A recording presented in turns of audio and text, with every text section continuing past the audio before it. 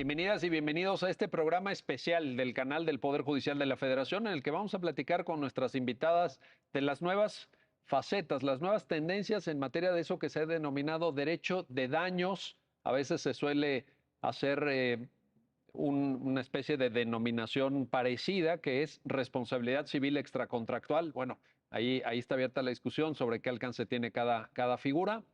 Ya nos lo explicarán nuestras invitadas y para el efecto de entender esto, le doy la bienvenida al programa a la magistrada federal Ana María Ibarra. Ana María, bienvenida. Hola, mucho gusto de estar aquí. Bienvenida.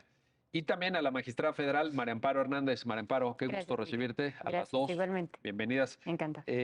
Ana María, primero una cuestión, digamos, un tanto externa al tema de derecho de daños, que es la interpretación que de este asunto se puede hacer desde la Constitución. Hay una influencia de constitucionalización de lo que originalmente era una rama del derecho civil. Bueno, a lo mejor todavía lo es, ya tú nos dirás si sí o si no, pero que ahora se interpreta, que ahora se aplica a la luz de criterios constitucionales o incluso hasta convencionales. ¿Es esto así o no? Sí, yo más bien diría convencionales, ¿no? La Corte trajo el derecho a una justa indemnización, precisamente la Convención Americana de los Derechos Humanos, y yo la verdad creo que fue pues la puerta que abrió a la posibilidad de que la Corte analizara amparos directos, que pudiera entrarle, ¿no?, al fondo, analizar pruebas, a determinar si en casos pues muy en concreto respecto si una persona se electrocutó al ir caminando por un cable de luz que estaba ahí tirado, casos de negligencia médica, etcétera, que en primer lugar parecían que eran cuestiones pues civiles, ¿no?, o ajenas a los derechos humanos. Pero bueno, acabo de mencionar el derecho, por ejemplo, a la salud, que también se conectó directamente o rápidamente pues con el derecho a recibir un servicio médico de calidad y ver satisfecho el derecho a la salud y por tanto poder reclamar los casos de negligencia médica, ¿no? Entonces, esto abrió la puerta a que la Corte fuera analizando estos puntos y que fuera pues también sentando algunos criterios o bases para pues su posterior análisis o desarrollo, ¿no? Muy bien. María Amparo, vamos contigo, María Amparo Hernández. En una sociedad como la mexicana, que creo que es un ejemplo maravilloso de lo que algún sociólogo alemán en los años 80 llamaba la sociedad del riesgo, donde hay tantos riesgos. Sales a la calle y te puedes encontrar este, la carpeta asfáltica un hoyo del tamaño de un cráter volcánico, te puedes encontrar una coladera destapada, te pueden detener de manera injustificada y tenerte detenido durante años. Te puede pasar cualquier cantidad de cosas y no estoy hablando de hipótesis académicas, lo hemos visto en la realidad. Tiene una gran área de oportunidad todavía el derecho de daños para intentar suministrar una herramienta de apoyo a las víctimas de esta enorme pléyade de riesgos? En mi opinión, totalmente. Y hay muchas cosas que ya se han hecho y hay muchas cosas que todavía creo que faltan por definir. Y para contestarte, déjame retomar un poco lo que te comentaba Ana María ahora en su intervención. El tema del derecho de daños, creo yo, como ella nos explicaba, que toma un giro completamente distinto al que venía desde cualquier cantidad de años teniendo en el derecho mexicano cuando se encuentra con el tema de los derechos humanos. ¿Y por qué lo voy a traer a colación? Porque todo el derecho de daños toma un giro importante, particularmente desde la óptica del derecho a la reparación de las violaciones de derechos humanos, que si bien a partir de violaciones de derechos humanos se impregna el derecho civil y toma todos estos giros y se desdoblan todas las vertientes que ya nos expuso Ana María, eso a la vez se conecta con lo que comentabas tú, de toda la cantidad de riesgos a los que estamos expuestos, desde las cosas más sencillas como tropezarte con un bache, como un accidente vial, como una mala praxis médica, una mala praxis incluso legal, que también ya transitan por el carril de... Ahorita te voy a preguntar sobre eso porque ya sé que Bueno, resolvieron algo así en el colegiado. un caso muy interesante, sí. Bueno, el punto es que el derecho de daños, a través de esta puerta de la reparación integral de las violaciones de derechos humanos que sufrimos, sean eh, infligidas esas violaciones por órganos del Estado y que han transitado un poco más por la cuerda de la responsabilidad patrimonial, asuntos que le corresponde resolver por su competencia a la magistrada, o en el terreno clásico, tradicional del derecho civil, están cobrando toda una nueva faceta, un nuevo desarrollo jurisprudencial, presentando nuevos problemas, pero también interconectándolo con entre muchos campos del derecho. Ahorita mencionamos ya el tema de los daños cuando son causados por agentes estatales, que son los casos que ponías de ejemplo, el tema de daños cuando son causados por un coche, un vehículo, un motor, una responsabilidad objetiva, y el tema de daños que también, aunque nada más lo dejo ahorita anotado, como entró por la vertiente de la reparación integral, empieza a encontrar puntos de conexión importante hasta con el derecho procesal penal. Porque Procesal también, penal. sí, porque en el derecho penal también estamos como parte de las sanciones que se aplican al final del delito o incluso a veces para no llegar a la fase, entramos en el territorio de la reparación.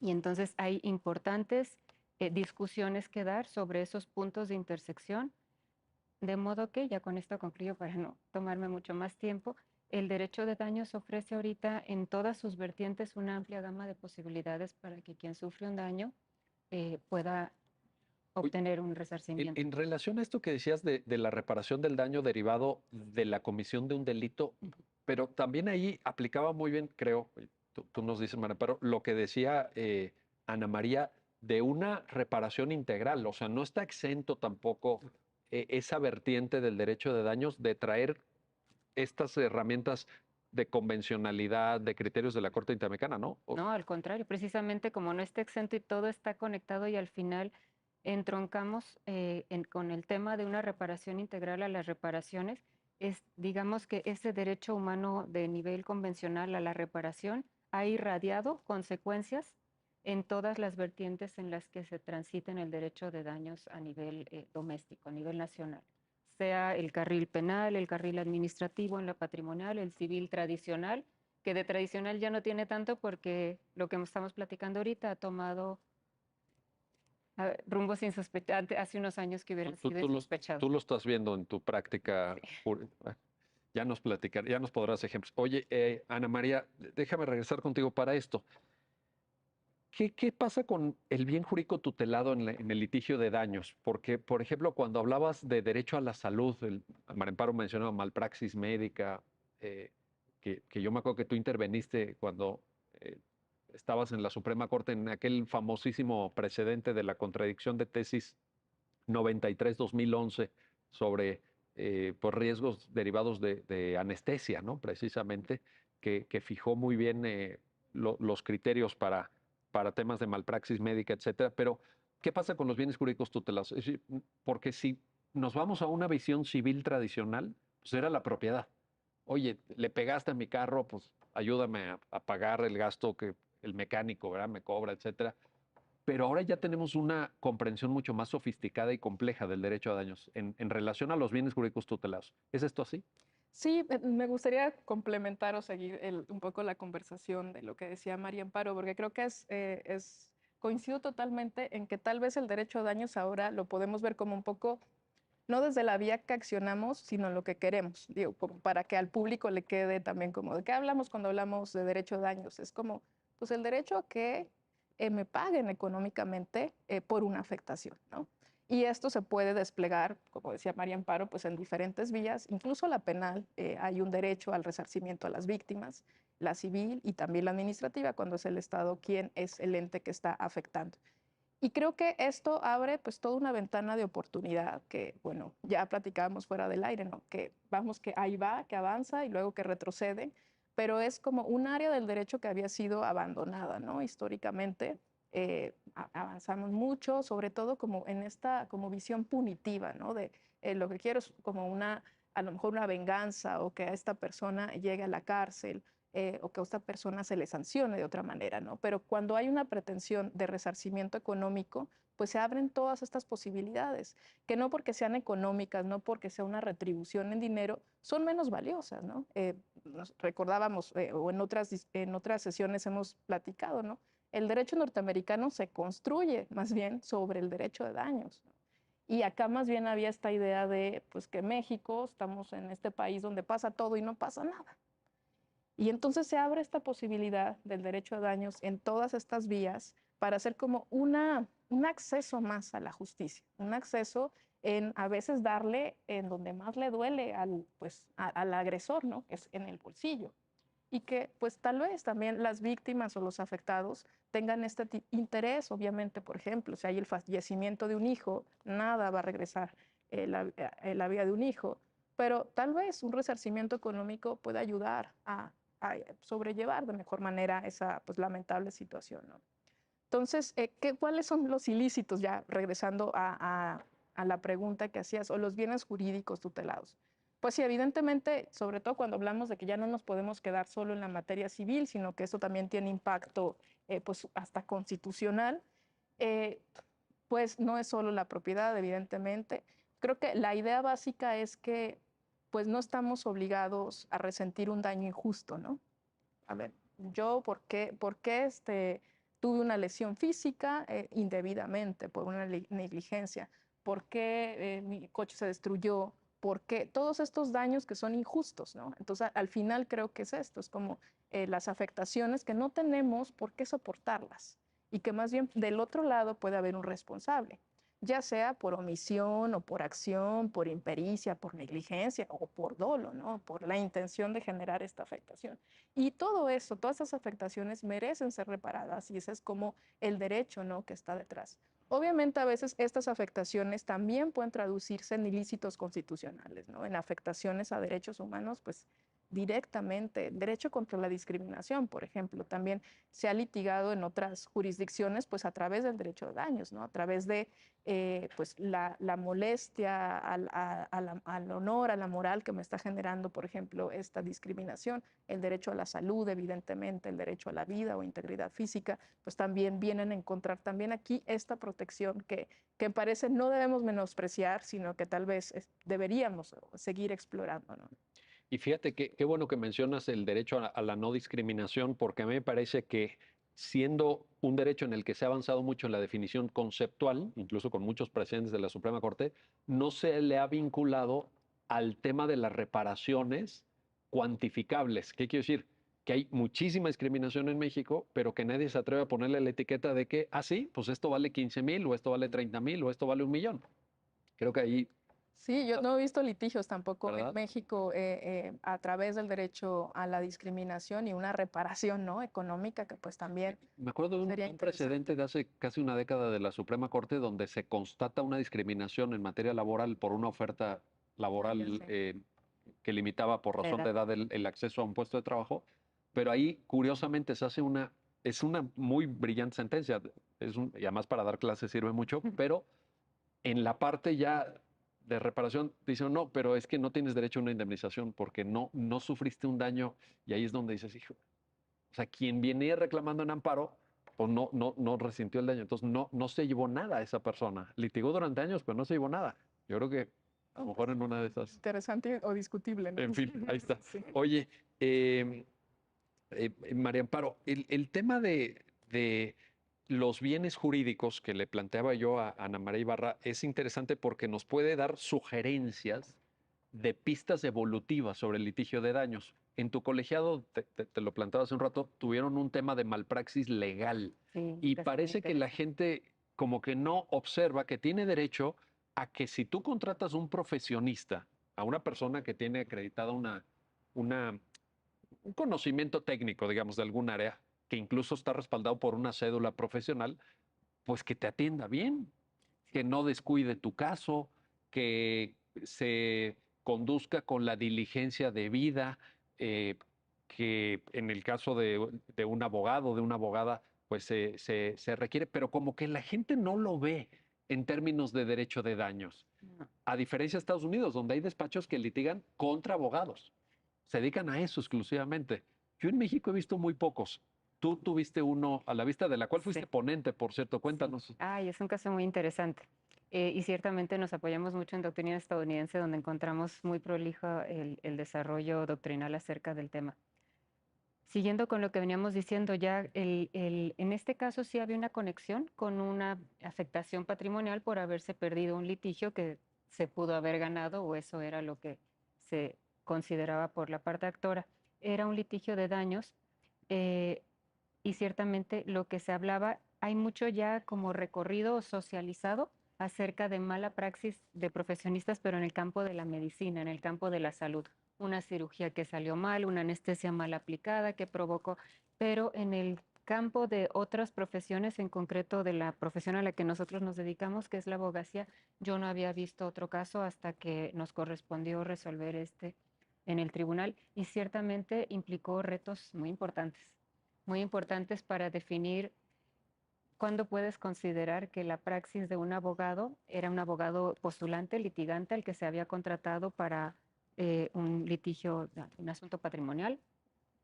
¿Cuándo podemos en el litigio de daños juzgar que su actuación como profesionista fue legal o no fue legal? ¿Dónde ponemos el listón sin correr el riesgo de nosotros convertirnos en un juzgador sustituto del juzgador que tendría que haber conocido el litigio originario a ver si de verdad hubieran ganado o perdido el litigio? Nos representó ese reto de decir, ¿en qué me fijo para saber si la mala praxis se traduce en este caso en un hecho ilícito? Porque sin hecho ilícito no tenemos derecho a la indemnización. Pero yo recuerdo que era como muy obvia la falta de Claro. creo que se le había pasado el plazo para un recurso, vaya. Este caso, al final, aunque nos implicó esta dificultad teórica de dónde poníamos el listón para juzgar el hecho ilícito, los hechos del caso resultaban relativamente sencillos porque era algo que nosotros juzgamos como una omisión, una negligencia total de se te va el plazo, perdiste las pruebas, incluso hicimos una relación de distintas incidencias que dices, no hay manera de excusar esto. No se puede justificar. Aun cuando sentamos el criterio de que son obligaciones de medios y no de resultados, muy similar a lo que pasa con la Lex Artis en el caso de médicos. Oye, no tenías que haberlo ganado y no todo juicio que se pierde se constituye en un hecho ilícito, pero vamos a ver si actuaste con diligencia, hiciste lo que estaba en tus manos. En el caso concreto que juzgamos que era una negligencia inexcusable, de haber perdido plazos, haber perdido documentos. Y en ese sentido se convirtió en un caso fácil, pero no porque la solución al final haya sido un caso claro en este aspecto. El grado de dificultad que tuvimos para construir el marco teórico de dónde poníamos el listón para juzgar cuándo es lícita o ilícita una praxis profesional de un postulante fue algo complicado. Pero bueno, ahí está un precedente a discusión del foro y para seguir construyendo en el futuro más criterios. Y de ese asunto creo que se deben publicadas 3 tesis, ¿no? Creo que sí. Bueno, para que la gente que te está Sí, escuchando, que las busque en su y que caso puede sigan la buscar, y discusión, si claro. en una de esas quiere también, además de revisar lo que dicen las tesis, irse a la propia La resolución de ejecutoria. fondo, que es muy larga, por cierto, Está muy larga. es muy larga, pero bueno, ahí, pues enhorabuena por eso, enhorabuena por eso. Ana María, regreso contigo porque ahorita ya tú misma mencionabas, María Amparo también lo hizo, el tema de la malpraxis médica.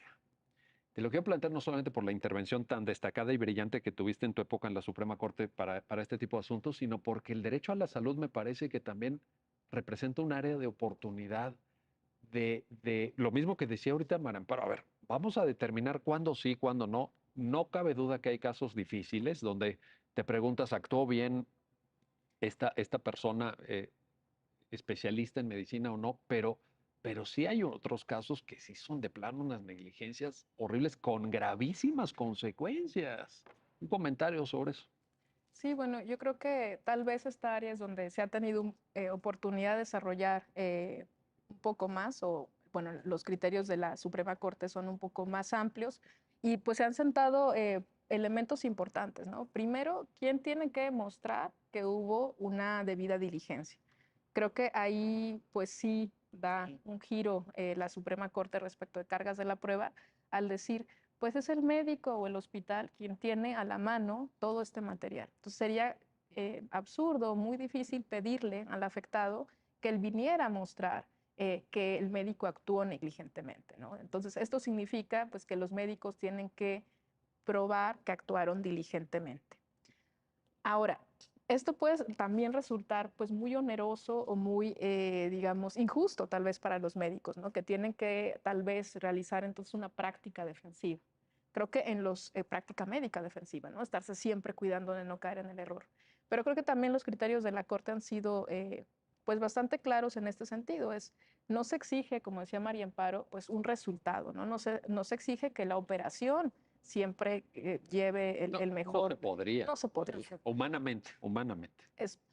Digamos, los médicos tienen que seguir ciertos estándares de diligencia, que son además estándares no exagerados, no ridículos, sino los estándares que están en las guías de práctica médica, ¿no? Es lo que se exige, y guías de práctica médica también mexicanas, ¿no? Porque claro, puede venir un litigio donde se diga, bueno, en el hospital de Houston de alta tecnología, esto es el estándar que se exige. Yo recuerdo que en algún caso se planteó.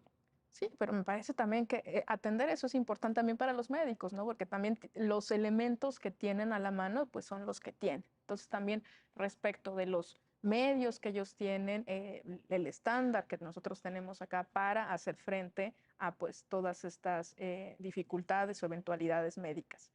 Y por otro lado, el consentimiento informado, ¿no? Creo que también fue otro de los criterios importantes de la Corte, al decir, bueno, es que sí se le tiene que preguntar al paciente si quieres realizar este procedimiento médico, si te dieron a conocer los riesgos esperados de este procedimiento médico y pues que de alguna manera se tienen que recabar. Obviamente, si es una situación de emergencia, pues ahí habría una imposibilidad. Bueno, que la propia Ley General de Salud lo prevé, ¿no? Exactamente, que ahí prevé una excepción, ¿no? Entonces, estos dos criterios creo que han sido muy, muy interesantes. También el deber, pues, de que el expediente clínico, ¿no? sea siempre proporcionado por el hospital para efectos, pues, de hacer una adecuada defensa o saber exactamente qué fue lo que ocurrió en estos casos, ¿no? Entonces, creo que en ese tema donde se ha avanzado un poco más respecto a estos elementos. Oye, el tema de consentimiento informado y lo que decías del expediente clínico son grandes áreas de oportunidad, porque yo creo que todos tenemos anécdotas, ¿no? De conocidos o de nuestra propia experiencia de trato con personal del área de medicina, donde te ponen la hoja, fírmele. Oiga, pues pues podrá ser un consentimiento, pero no necesariamente informado. La Corte también ha elevado el listón de eso, ¿no? Pues yo no tengo conocimiento como de que haya habido como un poquito qué significa exactamente, o sea, simplemente informar de qué se trata este procedimiento, Pero, cuáles por ejemplo, que podrían tenga que ser. ser previo, que tenga que haber un tiempo de diferencia entre cuándo te están informando y cuándo acontece la Sí, intervención médica, porque también te lo ponen 5 minutos antes, ya te están metiendo al quirófano claro. y ahí, entonces, pues no tienes tiempo ni de pensar. Tiene que ser una sesión previa, una sesión detallada, una sesión que involucre alternativas, Donde te expliquen, claro. ¿no? Porque si no te dicen, oiga, le vamos a hacer esto, ¿está usted de acuerdo? Porque si no, usted se va a morir, ¿eh? Nomás le vamos a hacer esto. Pues, ¿cómo no vas a decir que estás de acuerdo? Sí, y otro de los temas también muy importantes en esta pues área, ¿no? del derecho a daños ha sido la pérdida de oportunidad, ¿no? Y eso también cómo lo pruebas, es decir, ¿qué es la pérdida de oportunidad? Es, me realicé este procedimiento, pero me pude haber realizado este otro, que tal vez me pudo haber salvado la vida o me pudo haber, generado una afectación de salud menor, una repercusión menor, etcétera. ¿Y cómo pruebas esto? También es pues muy, complicado. muy interesante, ¿no? Muy, muy complicado, muy complejo. Temas probatorios como área de oportunidad. María Amparo, un elemento que ha fijado la jurisprudencia desde una óptica puramente civil es en el derecho a daños la acreditación causa-efecto. Ay, es lo más complicado. ¿Verdad que sí? Sí. Bueno, pues ya está. Entonces ya sabes qué te voy a preguntar. No, A ver, todo es complicado. Bueno, yo creo pero, que las cargas probatorias en general en derecho de daño son complicadas, sea que la pero soporte el actor o el particularmente, demandado. porque por ejemplo, cuando la jurisprudencia te exige, demuéstrame que hubo un daño. Bueno, la causa-efecto. Ahí es donde, a ver, un comentario. ¿Cómo lo observas tú desde tu praxis jurisdiccional? Complicado, complicado. Es un tema complicado porque no siempre, y sobre todo en casos médicos. En casos médicos, bueno, al menos en mi experiencia como juzgadora, es en los casos que más trabajo me ha costado poder discernir cómo estás y si hay o no un nexo de causalidad. Y sí creo que en los casos de salud es donde el grado de complejidad se ahonda todavía más. A lo mejor cuando estamos en la mala praxis de un abogado, uno tiene como los elementos para decir, ¿qué hubiera pasado? Introdujimos también el criterio de la oportunidad perdida, qué oportunidades se perdieron con esto, pero cuando estamos en casos de salud, lo que resulta muy complicado es saber si la afección que resulta, claro que hay casos tan claros como los de el abogado que platicamos, hay casos en los que no habrá duda de que esto pasó por esto, pero hay muchas veces, sobre todo cuando vienes de un daño, presentas una lesión o algún daño fisiológico, ahí antes del procedimiento ya tenías una situación de salud precaria, es muy, muy, muy complicado poder explicar o probar que la situación actual es consecuencia y se actualiza ese nexo causal del procedimiento que se aplicó el médico. Hemos conocido de casos donde nos han ofrecido como material probatorio, mira, con el padecimiento que tienen, las condiciones en que yo intervine, esto tarde que temprano iba a pasar y más temprano que tarde, y la cirugía no fue exitosa como a veces pasa, y lo único que pasó fue que se anticipó un poco algo que de cualquier manera iba a ocurrir. Pero lo cierto es que, volviendo al tema de las dificultades en este proceso, hablábamos al principio de que ahora hay muchas vertientes para reclamar daños y para no tener que soportarlos y podemos acudir aquí, pero lo cierto es que con todo y ese amplio abanico de posibilidades, los juicios de daño no dejan de ser muy complicados. Bueno, toman su tiempo, son complicados especialmente, pensaría yo, lo digo a título de opinión personal, por el tema de las cargas probatorias tan arduas que implican. No estoy hablando de una responsabilidad objetiva donde finalmente no entramos mucho en temas de cargas probatorias, pero mucho del derecho de daños actual no tiene que ver con Bueno, pues objetos peligrosos, como le llama simplemente el Código Civil. la acreditación de la causa-efecto, pues, en Es los muy casos, pues complicado. ya de entrada tienes un umbral probatorio Es muy de complicado. un grado de complejidad, ¿verdad? Que es donde tratamos de insertar esta teoría de la oportunidad perdida y del caso dentro del caso. No, y también esto de las Ya, cargas dinámicas, ¿no? así es. Son visiones muy modernas, Sí. además. Sí. Bueno, vamos a hacer una pausa, no se vayan, estamos platicando con nuestras invitadas de las nuevas facetas del derecho de daños, una gran área de oportunidad para el derecho mexicano. Regresamos enseguida.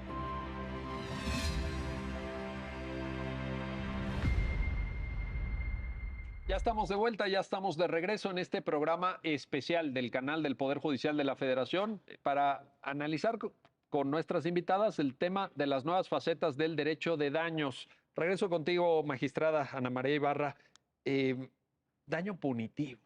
Es un tema que la Corte fijó pues hace ya casi una década, un famosísimo caso que ha sido muy comentado, muy estudiado, pero me da la impresión, y ahí es donde te pido que nos ilustres, que no se ha terminado de consolidar ni el concepto mismo, o sea, no se sabe cuándo efectivamente deberemos de ir a una visión de daño punitivo o qué alcance tiene el daño punitivo o para qué sirve, ni tampoco desde el punto de vista de la praxis jurisdiccional, porque tampoco han florecido las sentencias, las condenas de daño punitivo, creo, salvo que ahorita me indiques otra cosa, en el derecho mexicano. Un comentario.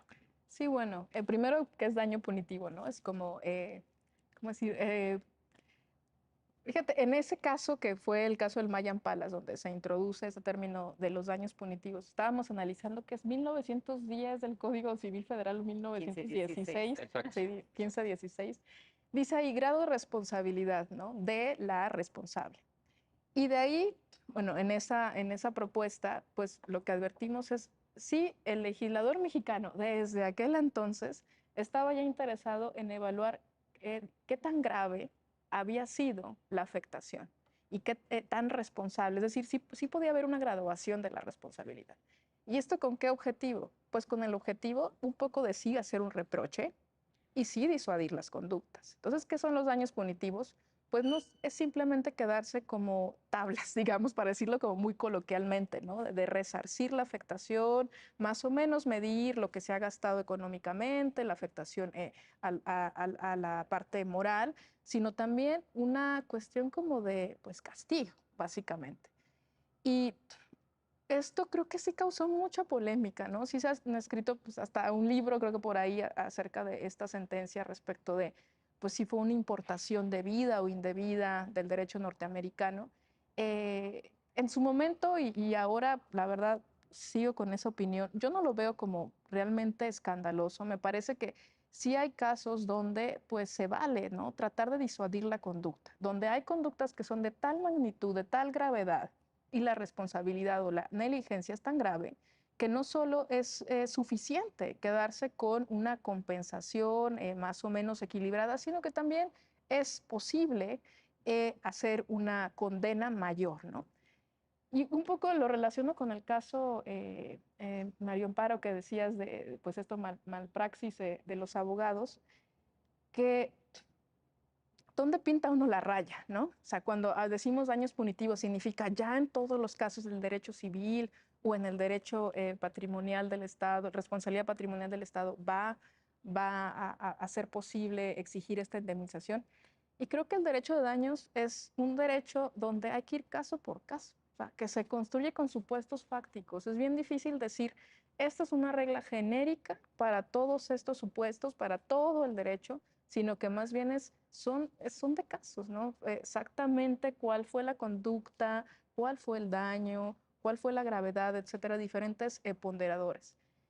Yo la verdad he visto poco de sentencias pues, de otros tribunales, tal vez por desconocimiento, porque estoy ajena a otros juzgados y tribunales. Eh, Parecía una ventana de oportunidad. Sí creo que la Corte ha limitado en algunos casos bien, en otros casos a lo mejor un poquito de más esta posibilidad de ir creciendo y acotando, ¿no? Cuando sí los límites de la cuantificación, ¿no? Era algo. Te lo iba a preguntar. Es que esto les preocupó muchísimo, es Sí. como, bueno, y entonces ahora van a hacer demandas millonarias. Pero bueno, esa discusión también en Estados Unidos la tuvo la Suprema Corte en su momento. Claro, y es como hace 10 años que platicábamos esto de, pues estamos preocupados por cerrar la puerta cuando ni siquiera la hemos abierto, ¿no? Es como, vamos a abrirla y lo vamos a ir acotando caso por caso, en qué supuestos, vamos haciendo pues un derecho de precedentes, ¿no? Respecto de, pues aquí se cuantificó con tanto, este caso se parece, entonces más o menos las cuantificaciones o la indemnización es adecuada, es justa, pero pues si no tenemos casos, no tenemos precedentes, pues obviamente es verdad que estamos en el vacío. Pues sí, a 10 años creo que pues no ha despegado lo suficiente o no ha terminado por tener el calado o digamos, no se ha construido, no se ha continuado, me parece, con la construcción de esta posibilidad, ¿no? Bueno, y yo ahí sí, a título personal, diría que es absolutamente indispensable en una sociedad de riesgos mayúsculos que puede terminar con la vida de personas, tener esa puerta abierta y irla construyendo caso por caso. Lo dijiste muy bien, pero Las empresas hacen su cálculo económico. A ver, ¿qué me sale más barato? ¿Pagar la aseguradora, pagar la indemnización o prestar mi servicio adecuadamente? el famoso caso Ford Pinto en Estados Unidos. Claro, y ellos pues básicamente dicen, pues la verdad, me voy a litigio, porque de todas maneras van a ser condenas Y además, mínimas. ¿cuántos llegarán? Puede haber 10,000 afectados, pero si nada más 500 me demandan y de esos 500 le gano a 300 y de los 200 que restan, los tribunales van discutiendo ahí indemnizaciones medias de tantos millones de dólares, me sale a cuenta Claro. no reparar, ¿verdad? Ahí está la cuestión. María Amparo, daño moral. Ay, es todo un tema. Daño moral es todo un tema en el derecho a daños porque el objeto mismo Claro. de protección no está claro. ¿Cuándo alguien hiere tu patrimonio intangible? ¿Es diferente cuantificar la defensa de un coche o la barda de un terreno que tu patrimonio moral? Un comentario, por favor. Pues me lo voy a conectar con lo que platicábamos un poco al principio, los bienes jurídicos tutelados, como que hemos dado un giro no solo, bueno, el daño moral siempre ha existido, pero como que solíamos asociar juicios de daños con daños materiales y teníamos poco caminado el terreno del daño moral. Daños materiales, la verdad es que tampoco es difícil cuantificarlos. A veces hay casos donde es muy fácil cuantificarlos, hay casos donde se vuelve muy complicado cuantificarlos, pero finalmente hay algo objetivo a lo que estamos tratando de llegar. Daño moral definitivamente es sumamente complicado porque son bienes que en general no tienen, son invaluables, no tienen precio y como decía Ana María hace rato, no es que una vida valga tanto, no es que una lesión valga tanto, pero tratas de acercarte a un valor económico que resulte en cierta medida pues paliativo de esta situación. Y el daño moral nos ha representado y cada vez más porque cada vez hay. Yo en mi apreciación, ahora no tengo datos, pero de lo que aprecio en mi práctica, el tema del litigio en materia de daños tiene desde unos años para acá una creciente importante y una creciente no solo importante en el número de casos de daños, sino también en cuanto a la prestación que se pide como daños punitivos, que es lo que ahora estamos viendo. Pocos prosperan, pero lo cierto es que veo como una práctica cada vez más habitual pedirlos. Y todo se ha incardinado porque fue a propósito de la interpretación del artículo del Código Civil que establece el daño moral, el daño punitivo como una vertiente, o me gustó mucho como lo explicó Ana María ahorita, en lenguaje más penal, que quizás sea de más accesibilidad para nuestro público, como un agravante, sería como la analogía que quisiera yo hacer con el razonamiento que ha llevado la Corte desde ese fallo y recientemente reiterado en unos casos relativamente recientes son los que volvió a pronunciarse sobre el tema, como una cuestión que una vez actualizado el daño moral, sí se reúnen ciertas condiciones en las que consideras que es más grave el reproche, entonces como no solo para que quede tablas, en el sentido de que sea una sentencia resarcitoria, indemnizatoria, sino también que castigue y que castigue un poco. Todo se ha encardinado entonces a propósito del concepto de daño moral. Entonces, en el daño moral nos convergen ahora dos problemas sumamente delicados. Uno, el tema de ponerle precio a cosas que es difícil de tener precio. Muchas veces te tratan de probar el daño moral, del a cuánto asciende con los recibos de las terapias psicológicas que han tenido. Esa es una partecita, Y de hecho, pensaría yo que hasta la menos importante. ¿verdad? Lo más difícil, pero también en mucho, muy, muy, muy allanado por la jurisprudencia es, oye, pruébame el daño moral. Oye, hay casos donde no se necesita de una prueba directa del Podemos daño moral. operar con presunciones. Sí, porque es una presunción humana que si pierdes un hijo, sufriste un daño en tus emociones. Si tienes una cicatriz en la cara, sufriste un daño. Entonces, sí creo que la jurisprudencia ha allanado en mucho el tema de probar que existió en el caso un daño moral a través de presunciones humanas a las que todos estamos sujetos. Todos creo que tenemos vivencias a las que claramente podemos asociar que algo a un daño material también nos impactó en nuestras emociones, en nuestro honor, en nuestro sentir, o cosas que a lo mejor sin el daño material de por medio directamente me afligieron en mis sentimientos, en mi percepción social. La carga probatoria de que existe un daño moral creo que sí se ha allanado en mucho. No digo que todo esté resuelto, hay cosas todavía por resolver, pero lo que sigue siendo, y veo muy complicado que llegamos a un día a decir que ya lo tenemos y tenemos la ecuación perfecta, es cómo lo cuantificas. El famoso quantum del daño moral, Es muy porque complicado. recuerdo algún precedente de la Suprema Corte donde se condenó a una revista porque había publicado una foto de una, creo que era una comunicadora o algo así, desnuda, ¿no? Donde se veía, digamos, parte de su cuerpo desnudo y eso pues representaba un daño moral. En cambio, por ejemplo, la Corte dijo no hay la posibilidad de cuantificar una indemnización, ni siquiera existe responsabilidad para el caso de infidelidad, que es una sentencia que también causó un enorme revuelo, etcétera, ¿no? Entonces, como que siento que estamos ahí. Sí, sí, sí. Sí. ¿Quieres, Ana María? No, me acordé justo de estos dos casos. No sé, quisiera también acotar que también una cosa es decir la entidad del daño. Es decir, este es, digamos, el nivel de afectación y otra cosa es el quantum indemnizatorio. Sí, sí. O sea, muchas veces como que se toma en cuenta el nivel de afectación, pero no necesariamente tienen que ser equivalentes, ¿no? Entonces, Puede haber sí, o sea, es, una digamos, conexión, ¿no? se evalúa eso, se debería evaluar eso entre otras cosas, ¿no? Correcto. Por ejemplo, lo que dijimos, el grado de responsabilidad, la capacidad económica, la responsable, costos de oportunidad, muchas otras cosas, ¿no? Y obviamente también, pues, la entidad de la afectación, el bien jurídico lesionado, ¿no? Entonces, pues sí, creo que los daños morales plantean, pues, dificultades hasta eso, ¿no? Casi morales o éticas y además de las probatorias. No, incluso María Amparo decía una cosa que es muy importante. El hecho de, o lo quiero refrasear así, perdón, Sí, sí, sí. lo quiero replantear, pero el hecho de tener una praxis jurisdiccional que no parezca arbitraria. O sea, no es hoy, híjole, sabes que te despertaste, pero muy enojada, y entonces dijiste que le paguen 30 millones a este pobre. No 30. Entonces alguien, a lo mejor te revisa alguien y te dice, no, sabes que 15. O alguien te dice, oye, pero ¿por qué 30 o por qué 15? ¿Sobre qué base? ¿Sí me explicó? Sí, precisamente yo creo que pues, desde aquel precedente hace 10 años se intentaron, ¿no? Poner como estos ponderadores o criterios que pueden ser más o menos. Y de hecho la Corte la verdad es que ha variado todo el tiempo. Sí. Y cada decisión varía estos correcto. ponderadores. Pero el punto es justificar, ¿no? Las decisiones judiciales, justificar por qué estamos llegando a este quantum indemnizatorio, a esta cantidad y no otra. Y pues esta cosa, al final, lo que podría eliminar supuesta arbitrariedad de los juzgadores, pues es esto de los precedentes, ¿no?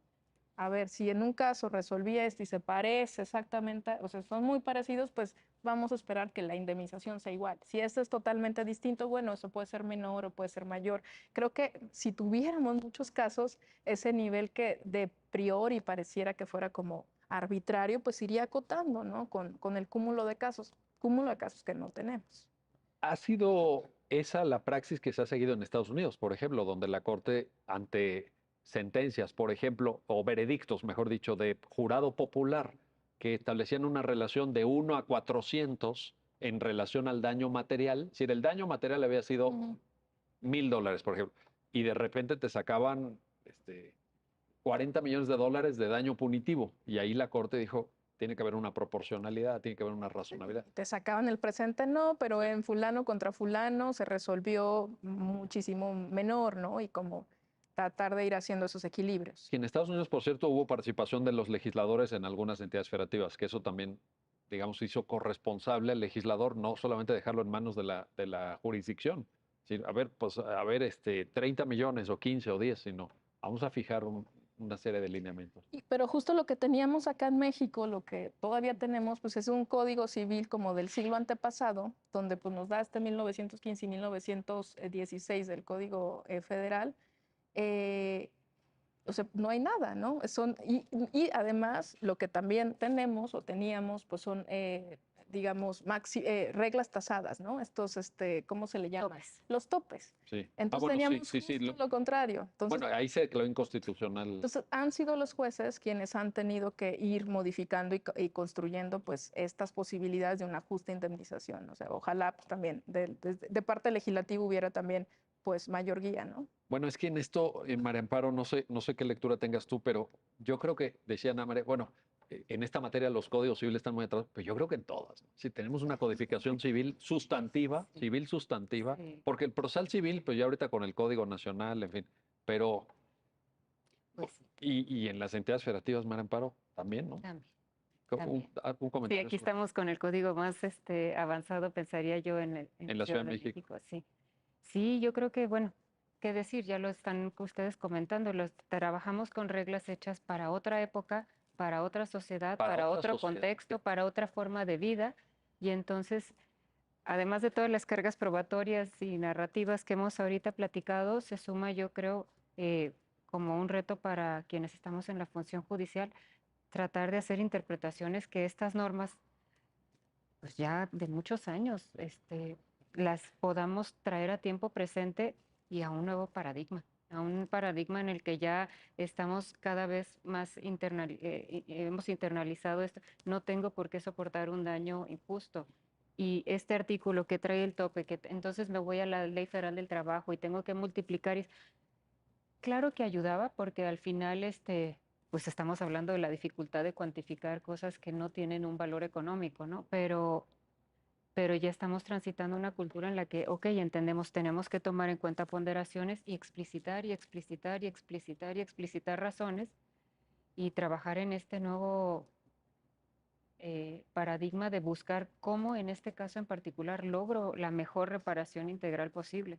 Ahora, en este contexto que dices, María Amparo, sí me parece extraordinariamente importante lo que señalaban a María Ibarra de que tienen que llegar casos, porque bajo lo que tú acabas ahorita de señalar, la única posibilidad de construir un moderno derecho de daños en México es por vía Casos. de precedente y jurisdiccional, porque el legislador, mira, ni lo trae en la agenda, No. o sea, no está en la agenda política que yo haya visto, que yo sepa, ni estoy seguro que si lo introducen como objeto de discusión parlamentaria lleguen a buenas soluciones necesariamente. Entonces, lo que estás ¿No? diciendo es extraordinariamente importante para quienes ejercen la función judicial. Y yo agregaría, no solo tenemos ese reto en el tema de la definición de los quantums. Yo, por ejemplo, en mi práctica veo un reto también que se me hace importante en el tema del aspecto en teoría más básico del derecho de daños, que es saber si hay hecho ilícito o no. O sea, entramos al derecho de Fíjate, daños. para empezar, Para que entremos en derecho de daños necesitamos un hecho ilícito. pues sí, Y del hecho ilícito el daño y bueno, todo lo demás que... y el vínculo Exacto. causa. Todo tiene su grado de complejidad. Y cuando estábamos habituados quizá a pensar el hecho ilícito es como lo más fácil o objetivo, es legal o no es legal lo que pasó, Mala praxis, pues ya hemos tenido algunas incursiones que no nos dejan de representar retos del caso a caso, pero te voy a mencionar dos temas que a mí en lo personal, al menos en mi práctica profesional, cada vez que tengo un caso me siguen representando un reto importante. Cuando hay ilicitud en el ejercicio de la libertad de expresión. Bueno, sí. O sea, tenemos mucho criterio construido de libertad de expresión, criterios, creo yo, de vanguardia de parte de nuestra Suprema Corte de la resistencia de servidores públicos al discurso público. Pero ahora los problemas ya no solo son cuando hay ilicitud en el ejercicio de la libertad de expresión, cuando haces protesta o críticas a la autoridad. Ahora tenemos en relaciones de horizontalidad. Oye, es que publicó de mí en el Face esto, es que en el redes puso esto, es que en su Instagram subió esto. Entonces, estamos al amparo del ejercicio de una libertad de expresión y para definir si hay daños o no en el ámbito estrictamente civil, cuándo se vuelve ilícito lo que publicas en redes, ¿no? Y además con la velocidad en la que esa información o esas fotografías o esos posts transitan en redes, se vuelve muy complicado la definición no solo de la ilicitud, sino cuando hemos llegado a decisiones sobre ilicitud, la definición de cómo se puede reparar. Sí, también. ¿Cómo se puede reparar? Ya no digamos lo punitivo, lo resarcitorio. La pura definición de que es un hecho ilícito. Exacto. Es muy complicado. Para mí, en casos que involucran libertad de expresión, es uno de los problemas de libertad de expresión ya no en la relación vertical, sino en la relación entre iguales, entre horizontales. Para mí es de los retos más importantes ¿Y nos ibas a decir que hay una segunda área de libertad? Bueno, los temas de libertad de expresión cuando se cruzan con el género. Los tendederos, las denuncias de Me Too que se hacen en redes, me parece que son casos en los que si bien se incardinan en la libertad de expresión, también se atraviesan en muchos casos con temas de género, que es importante también, exigirán de nosotros ir definiendo la licitud o ilicitud de esas expresiones. Déjame entender bien esto. ¿Te refieres a demandas que llegan por personas que han sido exhibidas como acosadores, discriminados? ¿Te refieres Bueno, es que yo empiezo a ver que hay que empieza a haber un segmento, un litigio en esa vertiente en México. Lo vimos mucho bueno, un caso muy famoso de un artista que se ventiló su juicio de daños pues en televisión en tiempo real, ¿no? Claro, guardadas muchas proporciones. ¿En México o en Estados Unidos dices? Ese lo vimos en Estados Unidos, en televisión americana. Sí. Pero lo que quiero decir con esto es que tenemos nuestras versiones nacionales en los que, oye, es que publicó de mí en el Face esto, es que publicó de mí, subió un video a YouTube. O sea, tenemos muchas formas en las que ahora ejercemos nuestra libertad de expresión, en las que se hace denuncia no solo pública, de protesta, digamos, frente a tus gobernantes, sino desde exhibir a deudores en redes. Entonces, ¿dónde trazamos el hecho ilícito en libertad de expresión? Me parece que es de los temas más complicados que se nos... Y no va a haber un código que nos diga, es ilícito que publiques en tu red. No va a haber. No puede. No va a haber ni podría haberlo. La dinámica la vertiginosidad en la que socializa, o sea, es imposible estar esperando una solución legislativa y sí, no nos queda más que de caso en caso ir tratando de construir hasta dónde podemos o no expresarnos en todas estas diversas fuentes sin que nuestras expresiones queden desprotegidas con nuestra libertad de expresión. Para mí es de los retos más importantes que tenemos el derecho de Vaya que sí. Gracias por compartirnos esta reflexión. Ana María, regreso contigo para el tema, antes de que terminemos el programa, te lo tengo que plantear, de la responsabilidad patrimonial.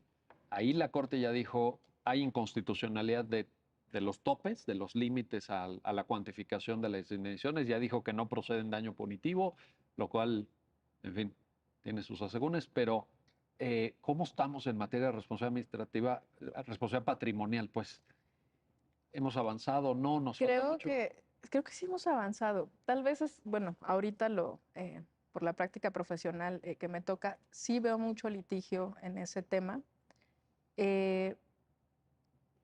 Creo que sí, cada vez más las personas están como conscientes de, bueno, si hubo una negligencia médica, una prestación deficiente de un servicio público que me generó un daño, una afectación, puedo demandar. y puedo pues obtener una reparación. Es decir, sí veo un litigio frecuente. Y creo que también hay como algunos buenos criterios de la Corte que han sentado bastantes cosas. Incluso algunos, estaba revisando la segunda sala, bien onerosos para el Estado, donde parecía de pronto que el Estado es el que tiene la carga de la prueba de la diligencia. Y bueno, creo que ahí podríamos irlo acotando en cuando son, por ejemplo, cuestiones muy técnicas, si es el Estado quien tendría que probar la debida diligencia, pero también darle al Estado en todos los casos esa carga de la prueba me parece excesivo, ¿no? Eh, la dificultad que encuentro, pues sí, desde luego la probatoria es un tema, porque pues ahí también estamos hablando, pues es cuando el Estado daña, ¿no? Entonces, hablamos otra vez de los mismos casos, hablamos de casos de negligencia médica, de la persona que fue al ISSSTE o que fue al IMSS, hablamos de casos de los de CFE, hay muchos casos de CFE, de afectaciones a la integridad física por los cables, ¿no? Muchos casos de ese tipo. Casos pues de educación, etcétera, ¿no? Entonces, son los mismos, digamos, en la vía civil, pero en el que el responsable es el Estado. Eh, la dificultad mayor, o que he estado más bien pensando, y a lo mejor es más una apreciación personal, es cuándo sí hay responsabilidad, cuándo estamos hablando de un caso de responsabilidad patrimonial del Estado y cuándo no. O sea, me explico. Hay muchas demandas donde hay algo que resuelve una dependencia pública, eh, y vienen a demandar responsabilidad patrimonial del Estado en contra de esa determinación. Por ejemplo, un mal cálculo de una pensión del ISSSTE, ¿no? Me la calcularon mal, actuó mal el Estado y por tanto vengo a demandar responsabilidad patrimonial del Estado. Yo creo que ahí no es procedente la responsabilidad Pero patrimonial del Estado. ahí, Ana María, ¿no serviría lo que ustedes mismos establecieron en malpraxis médica entre la diferencia entre error y malpraxis? Podría ser, Sí, creo o que, sea, y esta es la dificultad de dónde Sí. pones, ¿no? La línea, ¿no? Más creo que puede servir este elemento que mencionas, pero también un poco es, pues a veces la autoridad está actuando dentro de sus facultades discrecionales. Se puede equivocar, claro. Y para eso hay recursos. correcto. Pero entonces la responsabilidad patrimonial del Estado no es un recurso más de lo que ya siguió toda la secuela procesal y determinaron que estuvo bien o que estuvo mal y ahora viene como si fuera otra oportunidad a demandar, ¿no? En contra del Estado aquello que no te satisfizo, ¿no? Entonces me parece que ahí hay una complejidad mayúscula. Lo que se ha estado haciendo es justificar por qué no hay un actuar irregular del Estado. Y en mi opinión no tendríamos siquiera que llegar allá. Me parece que hay como una cuestión, pues, de antes, ¿no? Como de procedencia, de no son casos de responsabilidad patrimonial del Estado. Los casos que son de responsabilidad patrimonial del Estado, pues son estos, ¿no? De mala prestación de servicios, casos más claros, ¿no? Sí. Pero Yo sí es, quisiera también Sí. agregar a lo que comenta Ana María, porque sí veo como otro de los temas que ahorita están como muy a flor de piel en el tema de derecho de daños, es esta intersección entre este spin-off que tuvo el derecho de daños cuando el agente es el Estado, que transitó hacia, pues primero la reforma del 113 y, bueno, lo que es ahora la responsabilidad patrimonial del Estado con la responsabilidad civil tradicional. Los casos que pone Ana María son casos de veras que estamos siempre en el lindero de, ¿realmente esto es una responsabilidad patrimonial del Estado o es una responsabilidad civil tradicional? Y les comparto algo que es una discusión relativamente reciente. Lo mencionaba Ana María en su intervención. Un caso frecuente que tienen es personas con accidentes de electrocución por cables mal colocados de CFE, cuestiones así. También los conocemos en derecho civil. Claro. Porque también acá se impugna esa responsabilidad y hay esta discusión de hasta CFE, si es por empresa, entonces es por allá, es por acá, si es parte del servicio público, si para ese efecto no es servicio público. Y como un ingrediente a la dificultad añadida de determinar si ese es el carril o en cambio el carril civil es el correspondiente, ahora hay también conectado con el derecho de daños, no me va a salir mucho del tema, una práctica frecuente hoy en día en el litigio de daños es ya no demandar al agente causante del daño, sino demandar a la aseguradora Ah, también. que tiene por contrato la obligación de hacer frente a las responsabilidades civiles del agente dañoso. Que sobre eso hay que grabar un programa porque Sí. es todo Entonces, un tema. ya en muchos asuntos de daños ya no tenemos como parte demandada a la gente causante del daño, y eso está pasando actualmente con asuntos, por ejemplo, de la Compañía Federal de Electricidad. Y hay áreas de oportunidad bien interesantes, incluso algún precedente sobre responsabilidad del sector seguros que ha llegado a la Suprema Corte. Ah, sí. Ana María Ibarra, María Amparo Hernández, gracias. Gracias a las dos por ayudarnos a entender este tema del derecho de daños, y gracias a usted por haber hecho posible este programa especial del canal del Poder Judicial de la Federación. Gracias y hasta pronto.